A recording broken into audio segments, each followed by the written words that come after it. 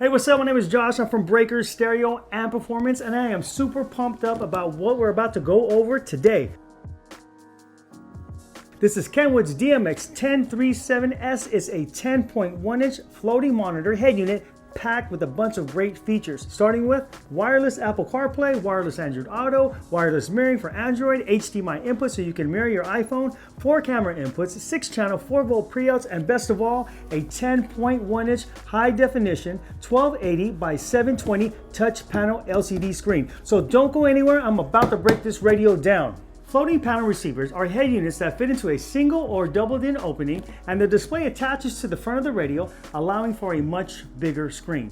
Now, traditionally, doubled-in radios will max out to about 7 inches because of their physical limitations. But with the floating screen design, that limitation is not there. So manufacturers are pushing the boundaries on the screen size for these radios. Now, this type of radio was first introduced a couple years ago by Alpine with their ILX-F309, which has a 9-inch screen. Then Sony followed suit with an 8.95-inch screen. That's their XAV-AX8000. And recently, Pioneer has introduced both a 9-inch and a 10.1-inch monitor. And now, Kenwood just released their 10.1. Now, this Kenwood model is physically different than some of the other mentioned radios because of the knob. Now, believe it or not, the volume knob is actually something that customers do request. Now, I personally have Alpine's ILX-F309, and having to tap the up and down button is not convenient when driving around. So adding a knob is a good thought out feature. Also, it breaks up the monotony of just having a flat screen. But on the flip side, some people may not like the knob because it takes away from the floating tablet look. But to each their own. So in this video, we'll be doing an unboxing and we'll show you the connections behind the radio. Then we'll fire it up and we'll give you a full demonstration. Then we'll go through the pros and cons list, and finally, I'll give you my overall rating. Now, this radio is available on our website. We'll leave a link in the description below, and that'll take you directly to the product page. Now, keep in mind, we do have financing available, so apply online, get approved instantly, and then we'll send this radio out to you ASAP. Also, we will be going in depth in this video, so we'll leave a table of contents in the description below, and you'll be able to jump around if you're looking for something in particular. Okay, so let's get to the unboxing. This box is freaking huge, okay? Compared to like your standard doubled-in radio. Look at the difference in the size of just the box by itself. Unbelievable. All right, let's pop this thing open and see what we're dealing with. First we have, looks like these are mounting brackets. Then you have your GPS antenna, USB extension, microphone, harness. Mounting hardware. And this hardware is probably to mount the monitor. Manual. So I believe this is the screen. We'll do this last. And then you have the double in. So this is the main unit. And this is where the screen will attach to the front of the panel, like we mentioned. Ooh, this thing looks huge.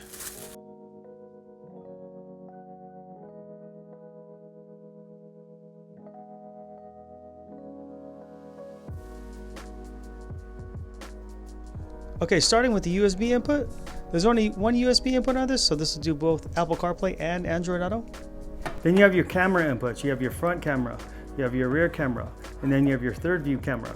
And then here you have your videos, both in and out. So you have your video out, and then your video in. Then we have your subwoofer output, front output, rear output. You have the GPS antenna plug-in, the AV input, and you need the CA-C3 AV. That does not come included.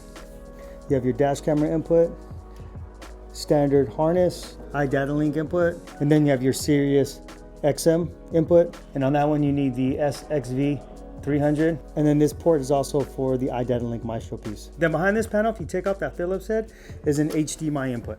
All right, so let's talk about a few features on this really quick. Now you have Apple CarPlay, both wireless and wired. Then you have Android Auto, both wireless and wired. So what makes this screen look as good as it does is the optical bonding technology. And what that does is it reduces the glare by removing the air gap between the touchscreen and the LCD panel.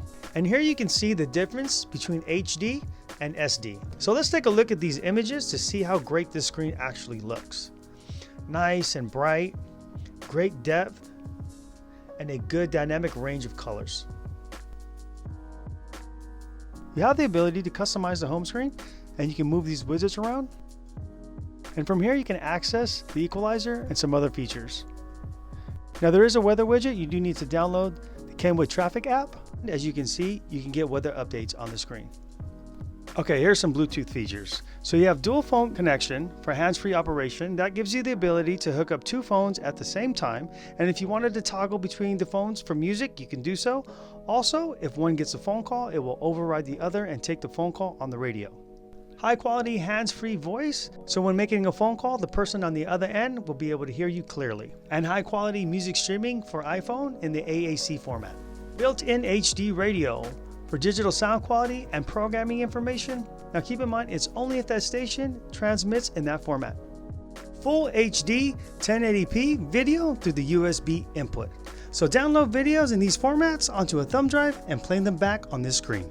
This will also do wireless Android mirroring, so whatever's on your phone will mirror onto this screen. And then for iPhone mirroring, you will have to use the HDMI input. Add Kenwood's dash cam to this radio, allowing for playback and full access to the features on this screen. As mentioned, 4 camera inputs and also adjustable parking guidelines. Get HD picture quality on your backup camera using Kenwood's CMOS-740 HD camera. Okay, so let's go through the functionality on this radio. You hit the matrix here and all your sources come up. And the sources that are not lit up are reserved for the iDataLink Maestro adapter, or they're just not connected. Under setup, you have your connections in AV, starting with Bluetooth. If you go to device list, you can add phones here. Then here you can select to turn on the AV output. So if you have a rear entertainment system and you want to watch video up front, you can route that signal to the rear screen or screens. Then you have your display options. And from here you can choose the light color for the bottom buttons. You could also choose the wallpaper. And you have these options to choose from. Then there's the ability to upload your own wallpaper. Next, we have user interface. Select beep on or off, and the parking assist display will activate if your vehicle has factory parking sensors in addition to the iDataLink adapter. Here you can decide cameras, turn on the backup camera interrupt, and adjust parking guidelines.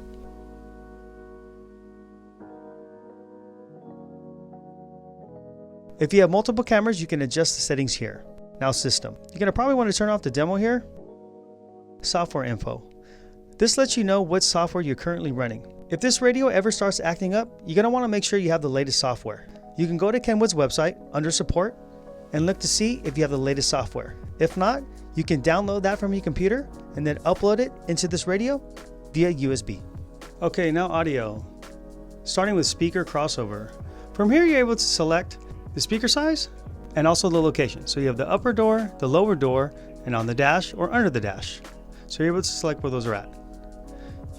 You could also select the tweeter, small, medium, or large, and then also your crossover.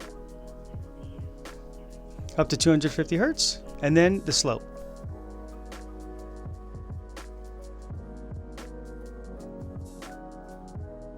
Then there's also the gain and the negative, and also the tweeter gain.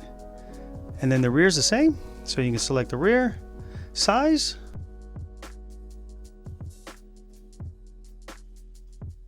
and then also the location. So you have the upper door, the lower door area, or the partial shelf area, which is the rear deck.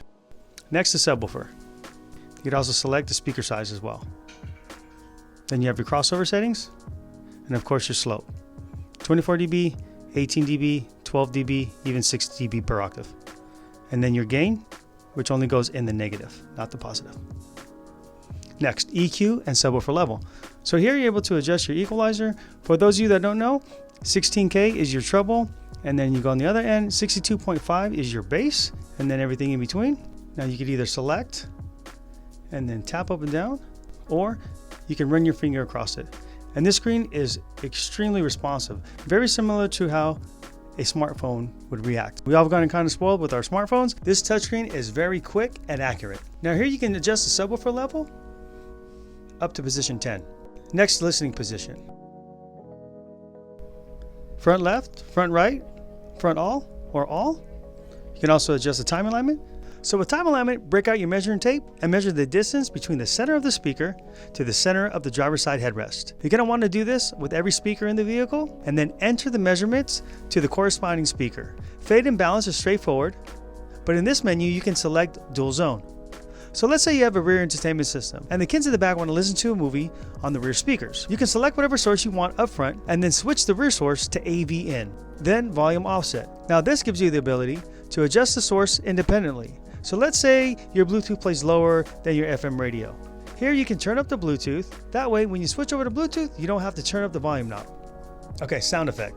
Now we don't normally set these, especially if you're running amplifiers, because it does bring on distortion a little quicker. But if you're not running amplifiers, it can have a good impact. But every car is different, so adjust at your own discretion. And then auto memory. That lets you store your settings for your EQ, your crossovers, and your time correction. Oh, okay, and one more thing. You can access the EQ in any source besides Apple CarPlay and Android by simply touching this button here. And it also gives you access to the subwoofer level as well. All right, pros and cons, starting with the pros. Pros, beautiful, bright, big screen with the bonded optical display. This has the best picture I've seen so far. Wireless CarPlay and wireless Android Auto. HDMI input makes it easy to mirror your iPhone. I personally like the volume knob. 6-channel 4-volt pre-outs. Super easy to use.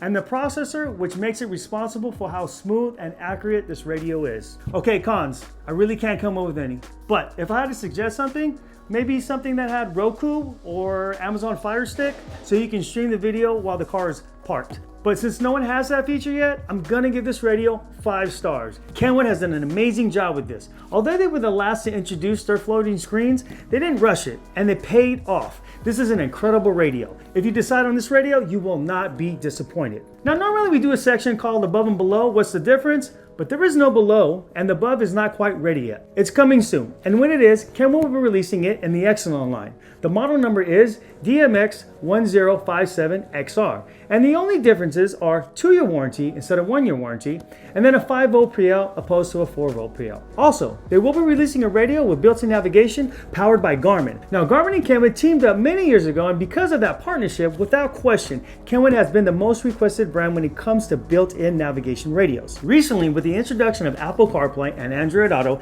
that request for built-in navs has declined, but there are people out there that still like that feature, and the model number on that is going to be the DNR1007XR, so look out for that. Okay, this radio is packed with really good features. I love the screen, and honestly, I couldn't ask for more in a radio. It's super quick, responsive, and has all the right features. Pick up one of these radios by clicking the link in the description below, and that'll take you directly to our product page. If you enjoyed this video and found it useful, make sure you hit that like button. Oh, and don't forget to subscribe. Thanks for watching.